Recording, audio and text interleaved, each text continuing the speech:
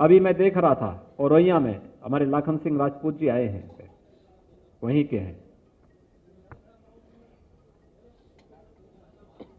एक विज्ञापन चला सपा का कि मैं आ रहा हूं, और वहां पे समाजवादी पार्टी के एक पदाधिकारी ने वहां 8 लोगों का अपहरण करके जबरदस्ती वसूली करना शुरू कर दिया। तो लोगों ने कहा, अरे क्या विज्ञापन का मतलब यही है? उन्होंने कहा, हाँ, मैं आ रहा हूं का मतलब अपहरण, गुंडागिर्दी, लूटपाट, अराजकता, प्रदेश के अंदर अव्यवस्था और दंगाइयों को फिर से प्रोत्साहन कर देना। भाइयों बहनों, ये नहीं हो पाएगा। प्रदेश अब बदल चुका है। याद करिए, हमारी सरकार आई 2017 में, हमने पहला काम क्या किया? किसानों का कर्ज माफ किया। मैं बहन और बेटियों की सुरक्षा के लिए एंटी रोमियो स्क्वाड का गठन किया। प्रदेश के लिए हम लोगों ने नई नई स्कीम के साथ हम आगे बढ़े थे।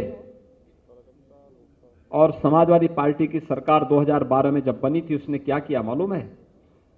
पहला काम क्या था? राम जन्मभूमि पर आतंकी हमला करने वाले आतंकवादी के मुकदमे को वापस लेने वाली कार्रवाई को प्रारंभ करना। और दूसरा कार्य उस सरकार में हुआ था, कोसी कला का दंगा। और जो सिलसिला शुरू हुआ, अंतहीन सिलसिला था। हर तीसरे दिन एक दंगा, हर तीसरे दिन एक दंगा। कोई पर्व और त्योहार नहीं मना सकते थे, कोई अपने को सुरक्षित नहीं कर सकता था। और ये तो समाजवादी पार्टी के साथ चस्पा है। एक 2005 की घटना है। मैं एक बार अलीगढ़ में गया था। अलीगढ़ में रामनवमी के दिन एक दंगा हो गया था, और तब भी मैं देखता था कैसे समाजवादी पार्टी दंगाइयों को प्रश्रय देती है। भाइयों बहनों, इन राजनीतिक दलों के वास्तविक चरित्र को समझने की आवश्यकता है। इन लोगों के लिए समाज मायने नहीं रखता, देश मायने नहीं रखता। ये देश की कीमत पर राजनीति करते हैं। ये लोग सामाजिक ताने बाने को छिन्न भिन्न करते हैं, और जब पर्व और त्योहार आता है तब दंगाइयों को प्रोत्साहित करके कर्फ्यू लगाते हैं। यही तो होता था 2017 के पहले प्रदेश में। तब हर तबका परेशान था। क्या नौजवान, क्या किसान, क्या बहन बेटियां, क्या समाज का प्रबुद्ध जन, व्यापारी हो या कोई भी समाज का व्यक्ति हो, हर एक व्यक्ति तबाह होता था, परेशान होता था। किसी भी पार्टी का, किसी भी संस्था का कसौटी की जांच करनी हो तो सबसे महत्वपूर्ण माध्यम होता है जब संकट आए तब देखें। और इस सदी के सबसे बड़े संकट से वर्तमान में भी हम लोग जूझ रहे हैं। पूरा देश, पूरी दुनिया जूझ रही कोरोना महामारी से।